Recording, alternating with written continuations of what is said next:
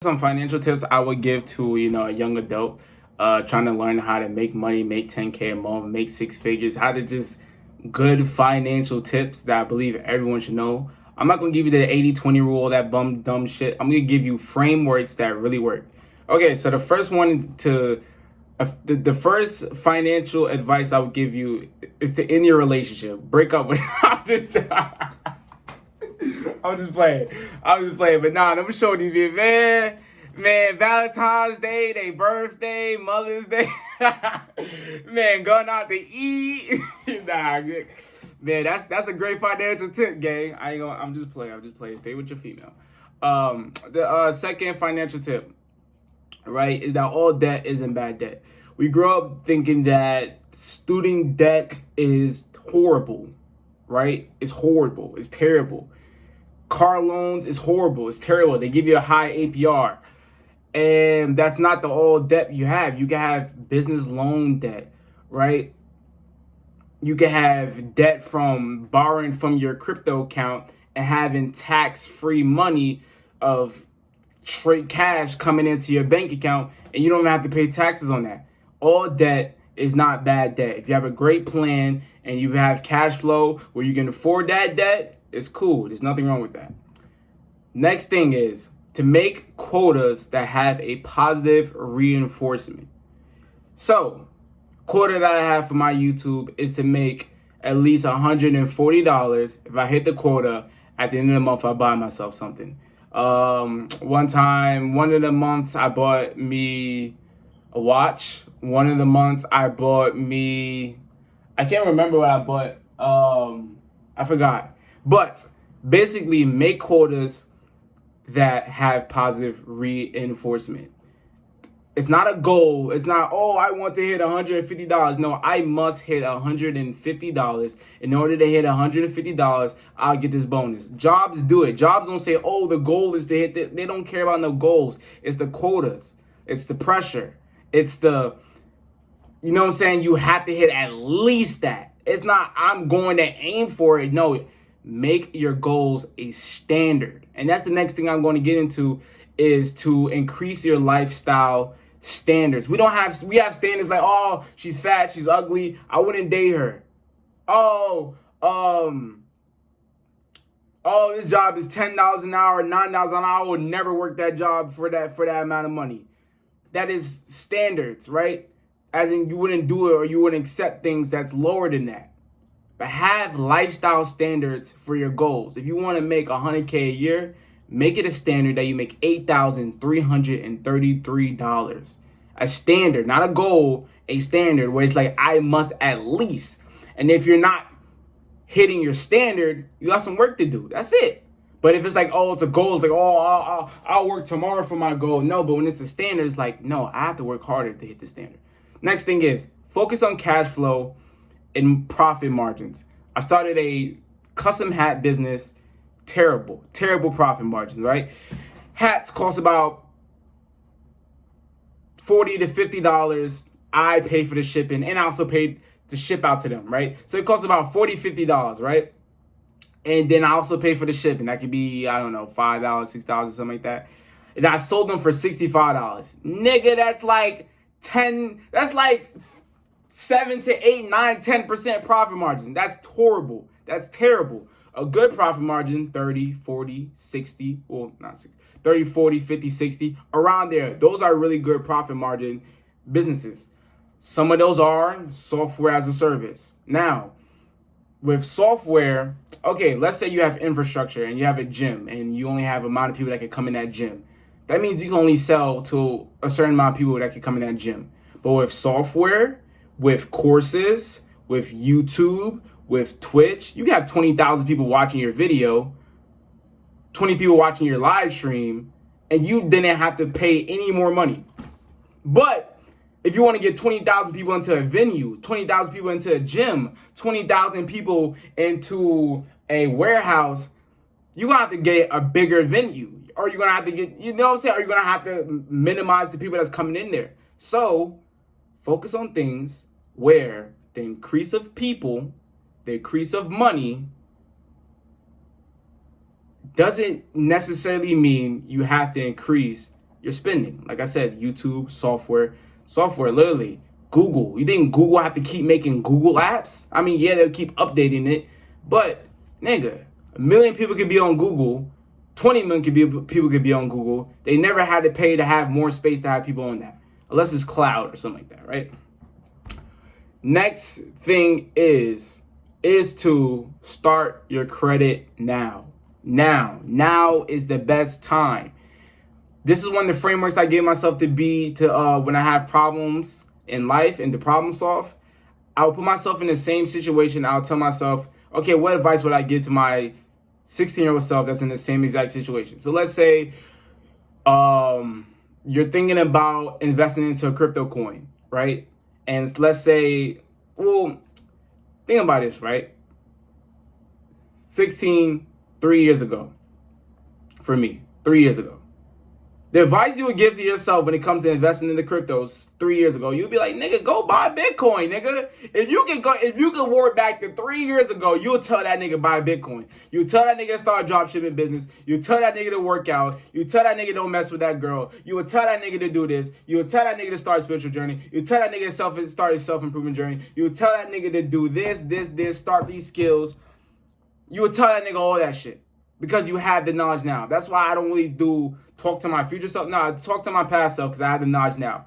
So, and a lot of people, they say history repeat itself.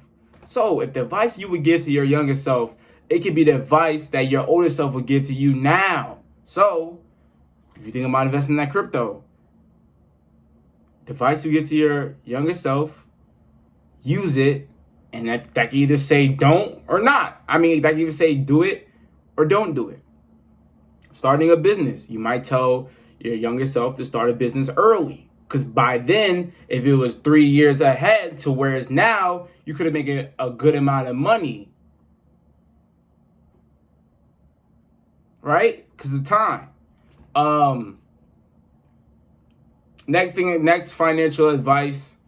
You know, these are really frameworks. I'm not really telling you exactly how to make money, but these are really frameworks and like ethics you should really have. The next thing is to play long-term games with only long-term people, right?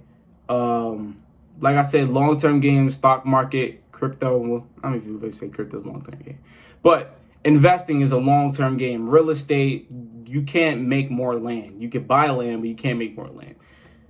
Real estate, long-term game. YouTube, long-term game. Twitch, all of that is long-term game. Education, school, long-term game. But you have to have it with a long-term mindset. Someone could be like, oh man, bachelor's degree, 4 years, I'm already 22, but you're 26, and at the end of the day, in 4 years, you're still gonna be 26, whether you have a bachelor's degree or not. And then while you're 26, you may be like, oh shit, now I can't get no good paying job because I'm about to have kids and I'm 26 years old. At the end of the day, time will always keep going by. It's all about what you do. And that's really another framework of, like, focus on what you can control. But that's not really more on financial advice. I wonder what some other, like, financial advice I would give to, like, someone that's young. Let me think. I gave a whole bunch of frameworks that you should have. What are some financial advice I would give someone?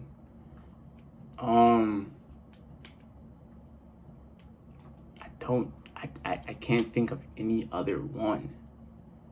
I already talked about profit margins, how that's very important in cash flow, quotas, credit, networking. Network is definitely important for your financial journey and improving your finances. Like, if you're in the hood, bro, like, if you're in the hood and you got, like, 10K, you got, like, 5K, 6K, 7K, you the man.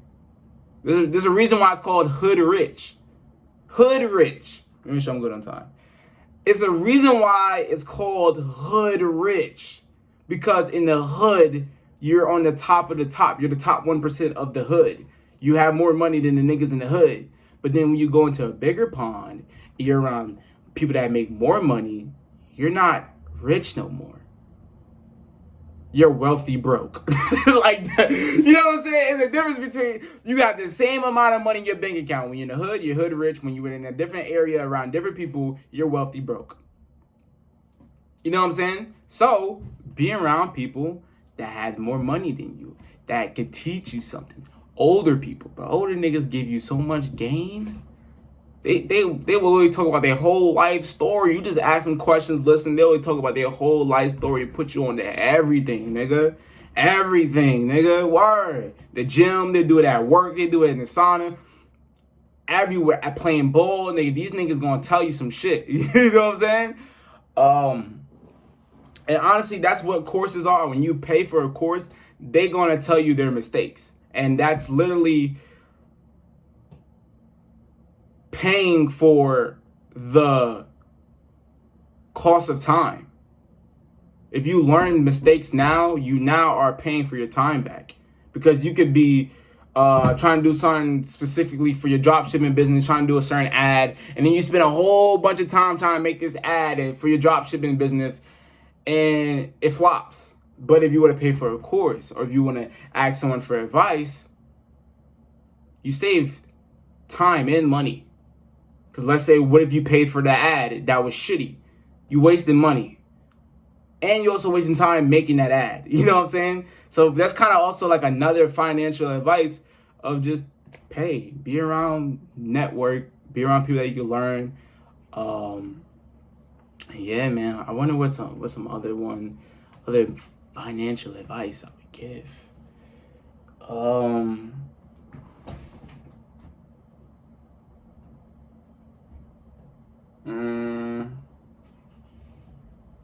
Some other financial advice I would give. Increase your expenses. As weird as it sounds, increase your expenses. That ass. I don't have that much expenses, right? But sometimes I'll be like, the gym $30. I ain't really trying to do that. Like that's mad bread, right? But this is how you save money. If you say the gym is $30 and I'm not going to spend that $30 a month with the application fee, with the annual fee, if you're like, I'm not spending that $30 a month, let's fast forward to when you're 50, 60, and you're fat as shit. I'm going to just say dead ass, and you're fat as shit and you're unhealthy. Now you have to pay hospital bills that cost way more than $30 a month. That ass. And then if you increase your expenses, you're like, nigga, I have to make more money. I'm going to figure out a way to make some more money. When you wanted to buy your PlayStation Plus and you wanted to buy Robux as a child, nigga, you figured out a way to get that extra little $20, $30. When you wanted to get VC for your mod player, nigga, you figured out a way to get that extra $20, $30. You know what I'm saying? So when you have an increase in expenses, there's pressure, there's negative, and there's fear, and that's going to drive you way farther than positive reinforcement and a reward. Dead ass. I always say this analogy. If you have a school project to do, what's going to get you out of bed and finish it in the next 24 hours? The fact that you get 100 and it can boost your grade from an 87 to a 92, or the fact that if you don't do it, you'll fail? It's the fact that you will fail. The fear of consequence is a bigger motivator than the dream of the reward and the positivity of it. It's just what it is. Because it's like, that's really the way life is made, and it's weird, right? You get an 87, you get a 92, who cares? You still pass with the same degree as a nigga that had a 70. You have a higher GPA, but really who cares? Because if you're working a job, or if you're going to college for school, you're doing it to work the job. Who gives that you have a 4.0 GPA and you know math when you're really just an electric engineer? You know what I'm saying? It's facts. So it's like the 87 and the 92, you don't care. But the 55 and just the 70, you gonna work hard for that cool little 70 so you don't fail. But nah, man, these are some financial advice, I'll give for young adults. These are really frameworks. I could give advice on how to make money, exactly like how to make money, but these are really just frameworks, ethics, ideas that a lot of men should have. But now, maybe you don't know who I am. My name is Vida. I have a community of like-minded men and women that want to progress mentally, financially, want to do that. And that we're future millions. I give you this pre-100K ticket. Use it wisely. You know what I'm saying? It's a pre-100K.